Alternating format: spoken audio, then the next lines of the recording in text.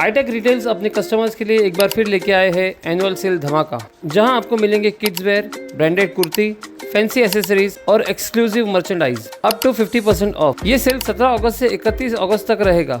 साथ ही fancy stationery, women's wear, premium handbags, newborn apparel और गिफ्टिंग आइटम्स। तो दोस्तों, अपने फैमिली फ्रेंड्स के साथ एक बार जरूर विजिट कीजिए iTech retails at Chavindra Bhiwandi.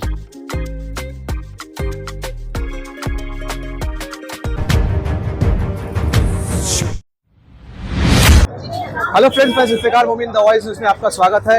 इस वक्त हम खड़े हैं प्रांत ऑफिस के बिल्कुल सामने और यहाँ पर चल रहा है आईएमए भिवंडी की डॉक्टर्स की तरफ से एक प्रोटेस्ट। बता दें आपको कि 9 अगस्त को कलकत्ता में एक मेडिकल कॉलेज में एक मेडिकल स्टूडेंट के साथ रेप किया गया और बाद में उसका मर्डर भी कर दिया गया, जिसके लिए पूरे हिंदुस्तान भर के डॉक्टर लोग प्रोटेस्ट कर रहे हैं। उसी कड़ी को जोड़ते हुए भिवंडी आईएमए ने यहाँ पर प्रोटेस्ट किया और प्रांत ऑफिस में जो उनकी डिमांड्स थी वो रखी।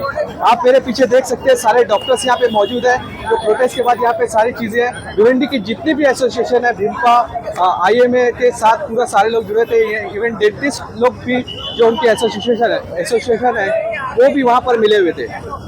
हमारे साथ इस ताल्लुक से बात करने के लिए हमने उज्ज्वला प्रतापुरकर मैडम से बात की। आइए देखते हैं कि उन्होंने क्या कहा। कहेंगे आज ये जो प्रोडक्शन है आपका जो है डॉक्टर एसोसिएशन की तरफ से, क्या आपकी मांगनी है? और जो 9 अगस्त को जो घटना घटी है दूरदराज, उसके बारे में आप क्या कहेंगे? 78th इंडिपेंडेंस डे के बाद आज अगर एजुकेटेड लोगों को ये चीज़ के लिए अगर रैली लगानी पड़ती है तो हमारे लिए बहुत सारी ये शर्म की और सोचने वाली बात है। एक लड़की जो अपने आंखों में आगे के भविष्य की सपने देख के सीखने आती है, इतने एग्ज़ाम देती है, इतनी पढ़ती है लिखती है, और सेकेंड ईयर की post graduate student hospital premises पे उसके ऊपर रेप होके बहुत ब्रूटली उसका मर्डर होता है। ये झंझोड़ने वाली चीज़ है। सारे देश ने, पूरे जग ने इसकी नोटिफिकेशन लिया है, नोट किया है इसका। इसके ऊपर जग में हर कोने में आवाज़ उठाई जा रही है। हमें आईएमए को अलग अलग देशों से लेटर्स भी आ रहे हैं। तो ये चीज़ का निषेध करने के लिए, हम गवर्नमेंट के सामने कुछ डिमांड रखने के लिए इंडियन मेडिकल एसोसिएशन हेडक्वार्टर्स की तरफ से आए रूल्स रेगुलेशन के हिसाब से कायदे के दायरे में बैठ के हम लोग कुछ निवेदन देने या कुछ आंदोलन करने यहाँ पे आए हैं।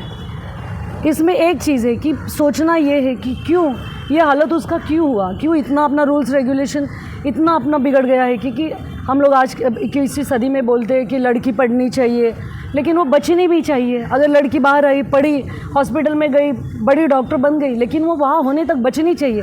अगर इस तरीके की चीज़ अगर उसके साथ होने वाली है तो कौन से माँ बाप अपने बच्ची को हायर एजुकेशन के लिए घर के बाहर छोड़ देंगे? कोई नहीं करेगा। देश कहाँ जाएगा? लड़की नहीं पढ़ेगी। 50% 48% कंट्रीब्यूशन ये लड़कियों का, लेडीज़ का है पॉपुलेशन में। अगर वही घर में बैठ गया, अगर उसका टैलेंट गया, तो देश कहाँ आगे बढ़ेगा? और दूसरी बात ये है कि सेफ्टी, जस्टिस, ये हर एक सिटीज़न का हक है, वो लड़की का भी है। और हम लोग तहे दिल से ये जो लड़की ने अपनी जान गंवाई है कुछ अच्छी चीज़ करते हुए, तो उसको न्याय मिलना चाहिए। आरोपियों को जल्दी से जल्दी उनको सज़ा होनी चाहिए। उसके ऊपर ये चीज़ होने के बाद 15 अगस्त के रात को 4-5 हज़ार का मॉब मेडिकल कॉलेज पे, हॉस्पिटल पे हल्ला बोलता है और वो जो आंदोलन की जगह है उसको तोड़ फोड़ करता है, डॉक्टर लोगों को मारता है। ये कौन सी मेंटालिटी है? हम कहाँ हैं अभी? ये तो 200 साल पहले भी शायद नहीं हुआ होगा। पुलिस लोगों ने ये लोगों को बचाते वक्त वो खुद भी घायल हुए हैं, पुलिस लोग वहाँ के। तो कहाँ तक पूरे पड़ेगी गवर्नमेंट? कहाँ तक पूरे पड़ेंगे डॉक्टर लोग? लोगों को बचाना है या खुद बचना है? ये भी सोचने वाली बात है। बचेंगे तो लोगों को बचाएंगे। जस्टिस ये हक है, वो लड़की को हक मिलना, ये उसको जस्टिस मिलना ये उसका हक है। अगर वो जगह टाइम पे नहीं मिला तो भी justice delayed is justice denied, तो डिनाई होके नहीं चलेगा। आज इंडियन मेडिकल एसोसिएशन की तरफ से पूरे देश के हर पैथी के डॉक्टरों को अपील किया गया था सपोर्ट के लिए, और आई एम वेरी हैप्पी। हर एक एसोसिएशन ने, होम्योपैथी है, डेंटल एसोसिएशन है, जनरल मेडिकल एसोसिएशंस है, नीमा है, डेंटल, एवरीबडी, यूनानी है, एवरीबडी, सब लोगों ने अपने from the bottom of their heart उन्होंने सपोर्ट किया है। As a doctor, as a parent में भी, वो भी लोगों के बच्चे कई मेडिकल कॉलेज में पढ़ते होंगे, उन्हें भी ये डर सताता होगा। ये होने के बाद कौन से माँ बाप जिनके बच्चे मेडिकल कॉलेज में पढ़ रहे, पोस्ट ग्रेजुएट कर रहे, वो शांति से अपने घर पे सोंगे? किस पे निर्भर होके? तो गवर्नमेंट को हमको ये बताना है कि हॉस्पिटल में काम करने की जो वहाँ का जो माहौल है वो सुरक्षित रहे, मैक्सिमम CCTV लगाया जाए, मैक्सिमम सिक्योरिटी फोर्स वहाँ पे होनी चाहिए, लड़कियों को एक सुरक्षित माहौल काम करने के लिए देना चाहिए, कायदे में बदल होना चाहिए। इसी के लिए हमने ये rally doctor Bharat Ratna doctor Baba Saheb Ambedkar के स्टैचू से निकाला है कि he is the maker of constitution.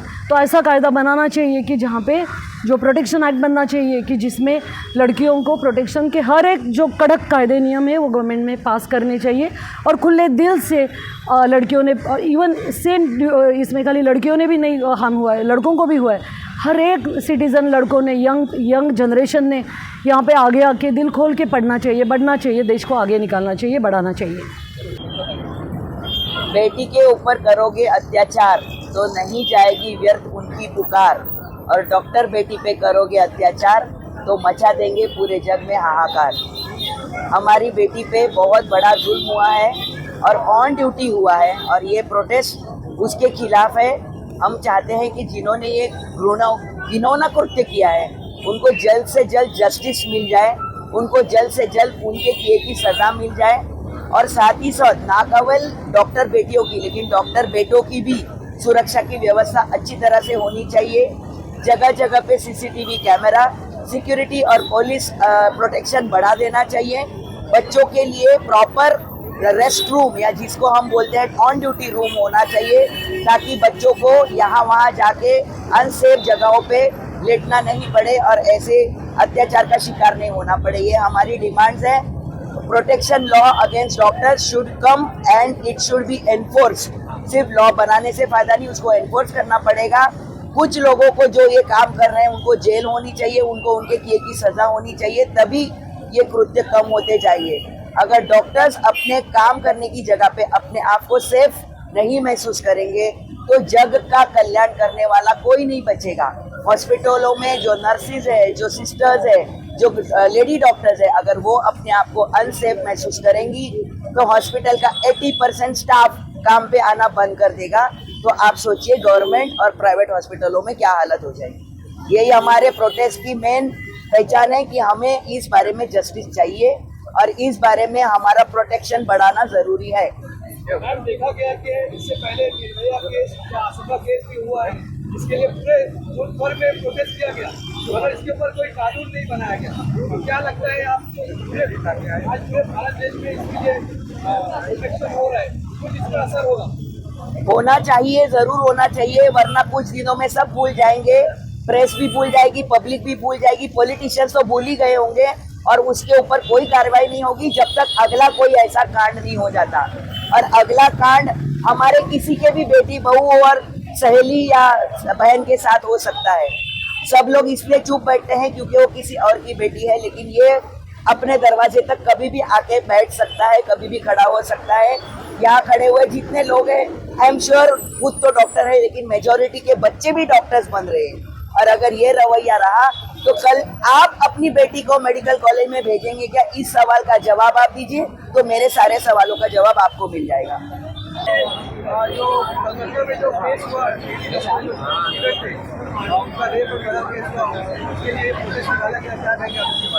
ये जो प्रोटेस्ट है ये ऑल पैथीज के प्रोटेस्ट है, जैसे BMPA, IMA, AIUTC, नीमा, यूनानी, उन्होंने प्रोटेस्ट किया था अगेंस्ट जो क्रिमिनल ब्रूचुअल रेप हुआ है उस चीज़ के लिए।